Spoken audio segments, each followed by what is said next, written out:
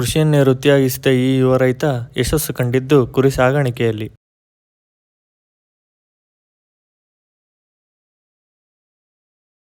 ಎಷ್ಟು ಕುರಿ ಇದಾವಣ ಇವಾಗ? ಈಗ 19 ಮರಿ ಅದಾವೆ. 19 ಮರಿ.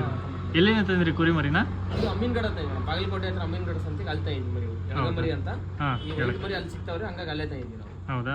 ಎಷ್ಟು ಒಂದ್ ಮರಿಗೆ ಎಷ್ಟು ಬಿದ್ದಿತ್ತು ನಿಮಗೆ? ಮರಿ 9,000ದಿಂದ 9,500 ತನಕ ಬಿದ್ದಿದ್ದು. ಇಲ್ಲಿ ಬರೋದಕ್ಕೆ ಎಲ್ಲ ಸರಾಸರಿ 10,000 ರೂಪಾಯಿ ಬಿದ್ವು ಮರಿ. ಇಲ್ಲಿಗೆ ಬರೋ ಟ್ರಾನ್ಸ್ಪೋರ್ಟ್ ಸೇರಿ ಎಲ್ಲ ಸೇರಿ ಇಲ್ಲಿ ಬರೋದಕ್ಕೆ 10,000 ಆಯ್ತು. 10,000 ಆಗಿದೆ. ಆಮೇಲೆ ಇವಾಗ ಎಷ್ಟು ತಿಂಗಳ ಮರಿ ಇವು? ಅಣ್ಣ ಈಗ ಕರೆಕ್ಟಾಗಿ 3 ತಿಂಗಳು ಆಯ್ತು ನೋಡ್ರಿ ನಾನು ತಂದೀಗ. 3 ತಿಂಗಳು ಆಯ್ತು. ನಾ 2 ತಿಂಗಳು ಮರಿತಾ ಇದ್ದೆ, ಈಗ 3 ತಿಂಗಳು, ಟೋಟಲ್ 5 ತಿಂಗಳು ಮರಿಗಳಿಗೂ.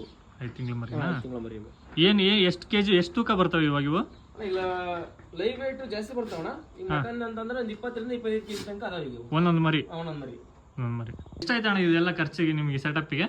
ಇದು ನಮ್ದು ಹಳೇದೇ ಸ್ವಲ್ಪ ಶೆಡ್ ಇತ್ತಣ, ಹಾಗಾಗಿ ಲೋ ಬಜೆಟ್ನಾಗೆ ಸ್ಟಾರ್ಟಿಂಗ್ ಎಲ್ಲ ಕಮ್ಮಿ ಆಗ್ಲಿ ಎಂದು ಇದೊಂದು ಅಟ್ಟ ಟೈಪ್ ಮಾಡ್ಕೊಂಡು ಮಾಡಿದೀನಿ. ಒಂದು 60,000 ಖರ್ಚು ಬಂತು. 60,000. ಮ್ಯಾಟ್ ಬೇರೆ ಹಾಕಿದೀರಾ? ಮ್ಯಾಟ್ ಹಾಕಿದಕ್ಕೆ ಸ್ವಲ್ಪ ಜಾಸ್ತಿ ಖರ್ಚು ಬಂತು. ಅದು ಇಲ್ಲಾಂದ್ರೆ ಕಮ್ಮಿ ಆಗೋದು. ಅಲ್ಲಿಗೆ ಮಾಡ್ತಾರೆ, ಹಂಗ್ ಮಾಡಿದ್ರೆ ಕಮ್ಮಿ ಆಕತಿ. ನಾವ್ ಇರ್ಲಿ ಅಂತಂದು ಸ್ವಲ್ಪ ಚೆನ್ನಾಗಿರ್ಲಿ ಅಂತ ಮ್ಯಾಟ್ ಇಂದೇ ಮಾಡಿದೀವಿ. ಇಲ್ಲಿ ಕೆಳಗಡೆ ಗೊಬ್ಬರನು ಬೇಕು ಬರೋ ತರ ಮಾಡಿ ಎಲ್ಲ ಕೆಳಗೆ ಬೀಳುತ್ತಿದ್ದು. ಮ್ಯಾಟ್ ಹಾಕಿರೋದ್ರಿಂದ ಎಲ್ಲ ಕೆಳಗೆ ಬೀಳುತ್ತೆ. ಕ್ಲೀನ್ ಮಾಡೋದೇನು ತೊಂದ್ರೆ ಇರಲ್ಲ. ನಾವು ಫ್ರೀ ಆದಾಗೆಲ್ಲ ಕ್ಲೀನ್ ಮಾಡ್ಕೊಂತಿರ್ತೀವಿ. ಇದು ಫೀಡ್ ಆಗ್ತಿರೋದಣ್ಣ ಮರಿಗಳಿಗೆ. ಗೋಪಿ ಫೀಡ್ಸ್ ಅಂತ ಇದೆ, ದಾವಣಗೆರೆಯಲ್ಲಿ ಸಿಗುತ್ತೆ. ಅದ್ನ ಯೂಸ್ ಮಾಡ್ತೀವಿ. ಅದ್ರ ಜೊತೆಗೆ ಇದು ಕುರಿಗೆ ಅಂತಾನೆ ಸಿಗುತ್ತೆ. ಇದು ಕುರಿಗೆ ಅಂತಾನೆ ಸಿಗುತ್ತೆ ಫೀಡ್. ಇದು ಗೋಪಿ ಫೀಡ್ಸ್ ಅಂತ ಚೆನ್ನಾಗ್ ಬರ್ತಾವೆ. ಇದು ಬಾಡಿ ಗ್ರೋತ್ ಚೆನ್ನಾಗ್ ಬರ್ತಾವ ಮರಿಗಳು. ಏನು ಕಂಪ್ಲೇಂಟ್ ಇಲ್ಲ, ಚೆನ್ನಾಗ್ ಬರ್ತೈತಿ. ಏನಿದೆ ಕಾಸ್ಟ್ ಕೆಜಿಗೆ ಇದು? ಇದು 2,000 ರೂಪಾಯಿ ಐತಿ. 1,850 ರೂಪಾಯಿ ಪ್ರೆಸೆಂಟ್ ಐತಿ. ಚೀಲ ಒಂದ್ ಚೀಲ 50 ಕೆಜಿ.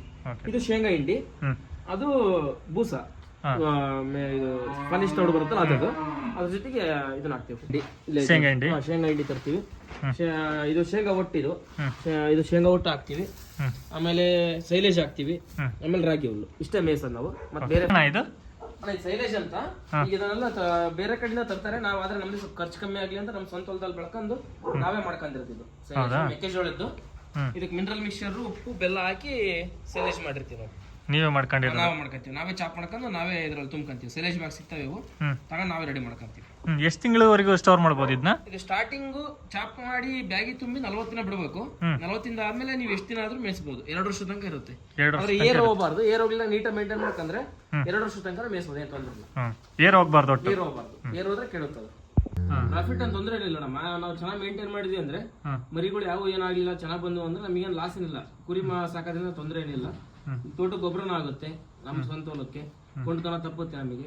ಇದೇ ಮತ್ತೆ ಕೆಲಸನ ಭಾಳ ಹೊತ್ತಿರಲ್ಲ. ಬೆಳಗ್ಗೆ 1 ಗಂಟೆ, ಸಾಯಂಕಾಲ 1 ಗಂಟೆ ಕೆಲಸ ಮಾಡಿದ್ರೆ ಆಯ್ತು. ನಮ್ಮ ಬೇರೆ ಕೆಲಸಗಳೆಲ್ಲ ಆಗ್ತವೆ. ಮೇಂಟೆನೆನ್ಸ್ ಬಹಳ ಕಡಿಮೆ ಇದೆ. ಫುಡ್ ಎಲ್ಲ ರೆಡಿ ಫುಡ್ ಇತ್ತು ಅಂದ್ರೆ ನಾವು ಮನೆಗೆ ಇಲ್ಲ ಅಂದ್ರೂ ಯಾರೋ ಒಬ್ರು ಮೇಂಟೈನ್ ಮಾಡ್ತಾರೆ. ತೊಂದರೆ ಏನಿಲ್ಲ. ಇಲ್ಲೇ ಇರಬೇಕು, ಬೇರೆ ಕೆಲಸದಂಗೆ ಅಂತಾನೆ ಇಲ್ಲ. ಹಸು ತರ ಏನಿಲ್ಲ. ಕುರಿದು ಸ್ವಲ್ಪ ಈಸಿ ಮೇಂಟೆನೆನ್ಸ್, ಆದ್ರೆ ಹುಷಾರಲ್ಲಿ ನೋಡ್ಕೋಬೇಕಷ್ಟೇ.